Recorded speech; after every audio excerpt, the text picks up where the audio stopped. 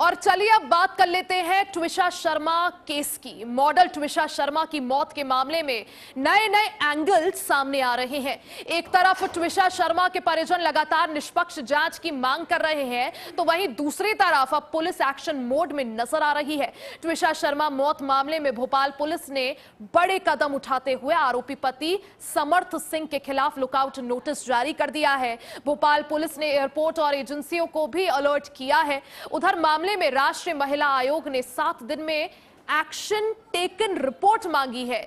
Model Twisha Sharma मौत मामले में अब रिटायर्ड जज गिरिबाला सिंह की कुर्सी पर भी सवाल उठने लगे हैं। उधर ट्विशा के परिजनों ने मध्य प्रदेश के सीएम मोहन यादव से मुलाकात कर निष्पक्ष जांच की मांग की है। साथ ही ट्विशा के परिजनों ने राज्यपाल डॉक्टर मंगू भाई पटेल को पत्र लिखकर गिरिबाला सिंह को डिस्ट्रिक्ट कंज्यूमर फोरम के पद से हटाने की मांग की है। परिवार का आरोप है कि दहेज हत्या की एफआईआर दर्ज होने के बावजूद उनका पद पर बने रहना गलत है। ट्विशा शर्मा केस में बड़ा एक्शन हुआ है। समर्थ के खिलाफ लुकआउट नोटिस जारी हो गया है। साथ ही महिला आयोग ने भी इस मामले में हस्तक्षेप करते हुए एक्शन टेकन रिपोर्ट मांगी है। 7 दिन के भीतर यह रिपोर्ट मांगी गई है। इस बीच ट्विशा शर्मा के परिजनों ने मध्य प्रदेश के मुख्यमंत्री डॉक्टर मोहन यादव से मुलाकात कर निष्पक्ष जांच की मांग की है।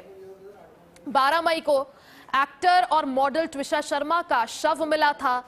इससे पहले अब इस मामले में देखिए कई और खुलासे हुए हैं, कई कड़ियां जो है जुड़ती हुई नजर आ रही है। परिजन दहेज हत्या में मामला बता रहे हैं, तो वहीं जो ससुराल पक्ष है उसका कहना है कि ट्विशा डिप्रेशन में थी, उसके परिवार वालों ने उसे जबरदस्ती पैसा कमाने के लिए मॉडलिंग में धकेला। कई और गंभीर आरोप लगाए गए हैं, कई अब तक खुलासे हुए हैं। वो भी समझिए कि अब तक इस मामले में क्या कुछ हुआ। देखिए, ट्विशा शर्मा की संदिग्ध परिस्थिति में पहले मौत हुई। प्रारंभिक पोस्टमार्टम रिपोर्ट में एंटीमॉर्टम हैंगिंग की बात सामने आई। ट्विशा की डेड बॉडी पर मल्टीपल चोटें मिली है। बेल्ट नहीं मिलने से यह पोस्टमार्टम रिपोर्ट अधूरी रह गई। फॉरेंसिक जांच पुलिस चूक से मैच नहीं हुए फांसी के निशान। तो देखिए, इस मामले में पुलिस की भूमिका पर भी सवाल उठ रहे हैं। जब एम्स भोपाल में ट्विशा शर्मा का पोस्टमार्टम किया गया तो फॉरेंसिक टीम की तरफ से यह बात साफ कही गई कि जिस बेल्ट से ट्विशा ने फांसी लगाई थी उस बेल्ट को पुलिस सबूतों में लेकर ही नहीं पहुंची। यानी वो बेल्ट को एक तरह से ट्विशा शर्मा मौत मामले में अब तक कई बड़े खुलासे हुए हैं। साथ ही परिजन लगातार निष्पक्ष जांच की मांग कर रहे हैं। एसआईटी को इस मामले की जांच सौंपी गई है।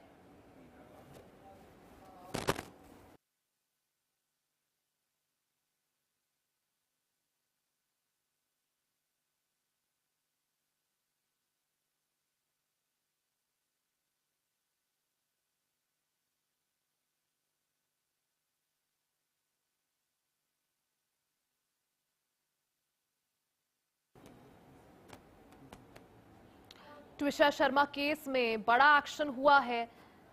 अब महिला आयोग की टीम ने भी हस्तक्षेप किया है। 7 दिन के अंदर एक्शन टेकन रिपोर्ट मांगी है। साथ ही एसआईटी इस मामले की जांच कर रही है। ट्विशा शर्मा के पति के खिलाफ लुकआउट नोटिस जारी हुआ है।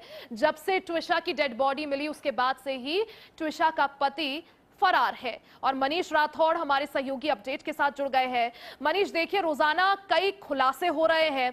जिस तरह से पोस्टमार्टम रिपोर्ट में खुलासा हुआ कि जिस बेल्ट से ट्विशा ने फांसी लगाई थी पुलिस उस बेल्ट को लेकर ही नहीं पहुंची। क्या कुछ अपडेट निकलकर सामने आया है? पोस्टमार्टम रिपोर्ट का क्या कुछ कहना है?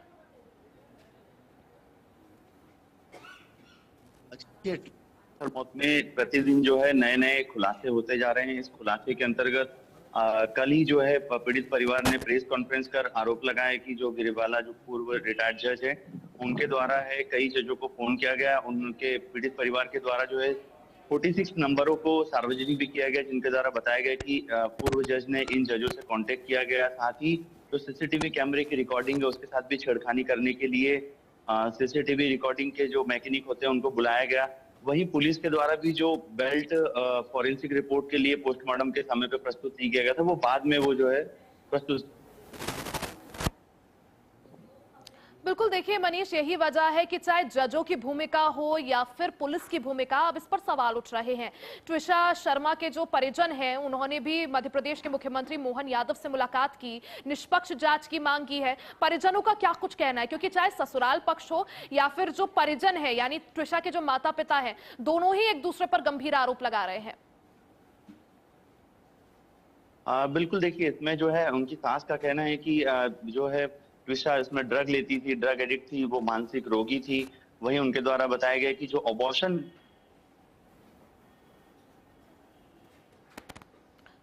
तो अब तक इस मामले में कई खुलासे हुए हैं। ट्विशा शर्मा केस में एक के बाद एक कई खुलासे अब होते जा रहे हैं, परतें खुल रही हैं। वहीं ट्विशा के जो परिजन हैं, वो निष्पक्ष जांच की मांग कर रहे हैं।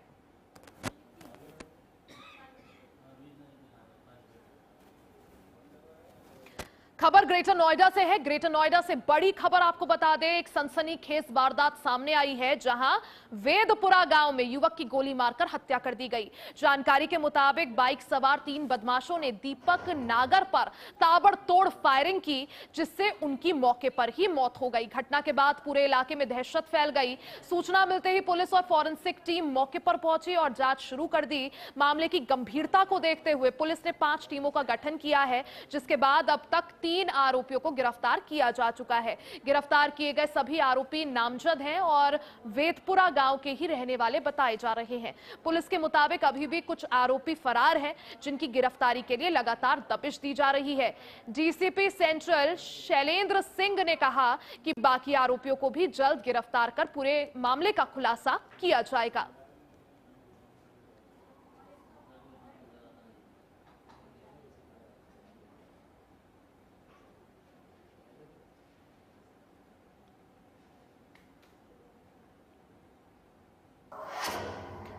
खबरें और भी है, वो भी आपको दिखाएंगे। यहां रुक रहे हैं छोटे से ब्रेक के लिए, फौरन वापस आएंगे, बने रहे हमारे साथ।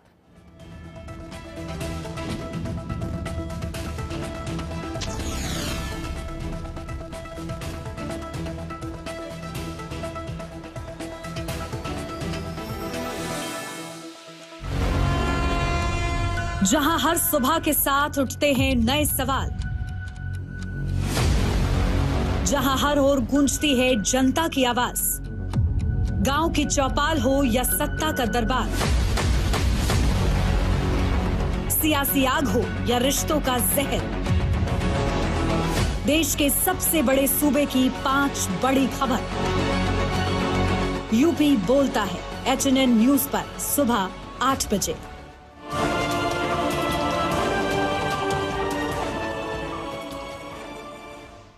जब बात सेहत की हो तब लापरवाही छोड़िए। बीमारी के संकेतों को समय रहते पहचानिए। सही जानकारी, सही इलाज, एक्सपर्ट डॉक्टर की भरोसेमंद सलाह। सेहत शनिवार और रविवार दोपहर 2:30 बजे सिर्फ HNN न्यूज पर। देश का दिल, राजनीति का केंद्र और खबरों का सबसे बड़ा मैदान। कानून व्यवस्था हो या चुनावी हलचल, सरकारी फैसले हो या शहरों का बदलाव, पूर्वांचल से लेकर पश्चिमी यूपी तक, योगी राज की हर खबर सबसे पहले और बिल्कुल सटीक।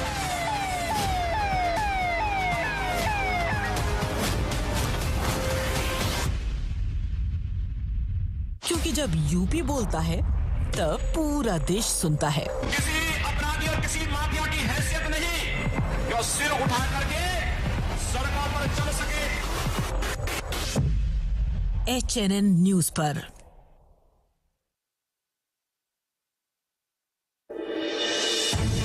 जहां हर खबर है पहाड़ों की तरह खूबसूरत और हर मुद्दा है उतना ही दमदार। 4 धाम यात्रा हो या बारिश का अलर्ट, पहाड़ों की सुरक्षा हो या सरकार के बड़े फैसले, हम बताएंगे आपको हर वक्त हर खबर के साथ।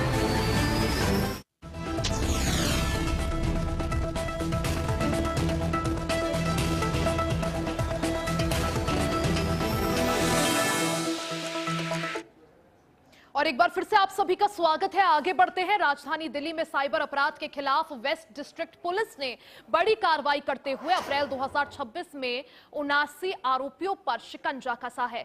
पुलिस ने इस अभियान के दौरान 35 साइबर अपराधियों को गिरफ्तार किया, जबकि 54 लोगों को बाउंड डाउन किया गया।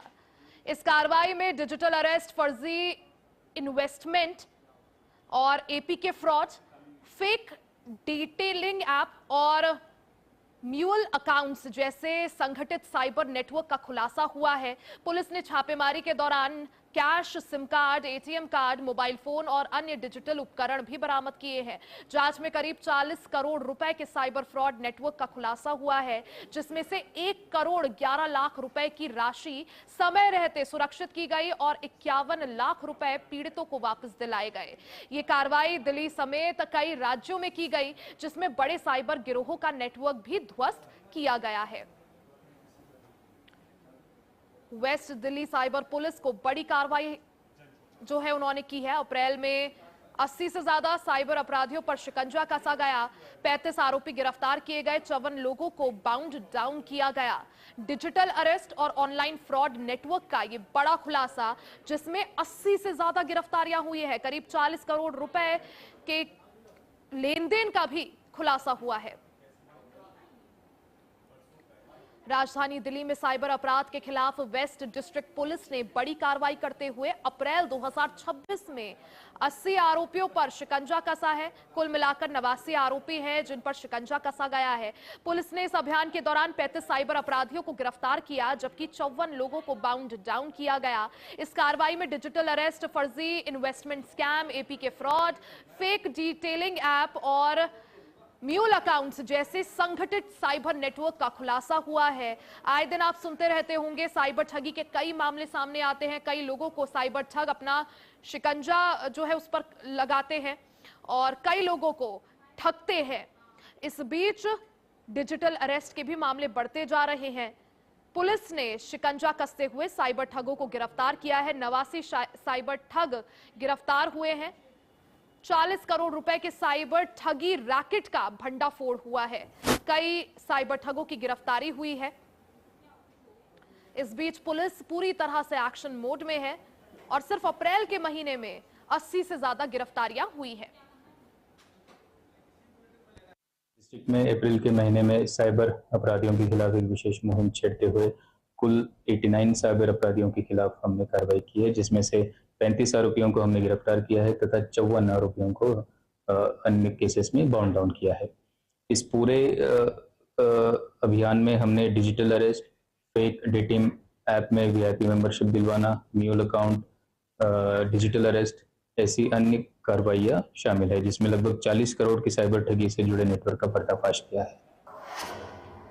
नोएडा से बड़ी खबर सामने आई है, जहां सेक्टर 57 रेड लाइट के पास सड़क किनारे एक अज्ञात युवक का शव संदिग्ध परिस्थितियों में मिला। सूचना मिलते ही सेक्टर 58 थाना पुलिस मौके पर पहुंची और शव को कब्जे में लेकर पोस्टमार्टम के लिए भेज दिया। फिलहाल मृतक की शिनाख्त नहीं हो सकी है और पुलिस आसपास के क्षेत्रों में पहचान कराने के प्रयास में जुटी हुई है।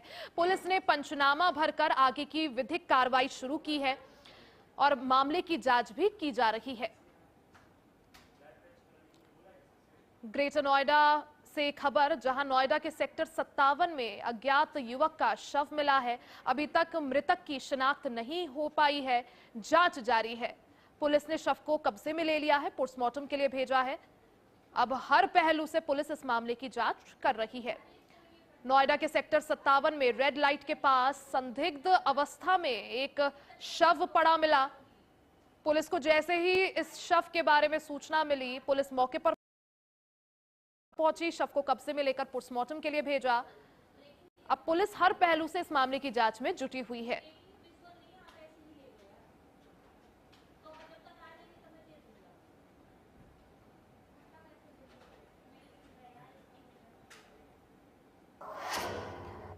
खबर पश्चिम बंगाल से है, जहां बकरीद पर कुर्बानी को लेकर बंगाल में बवाल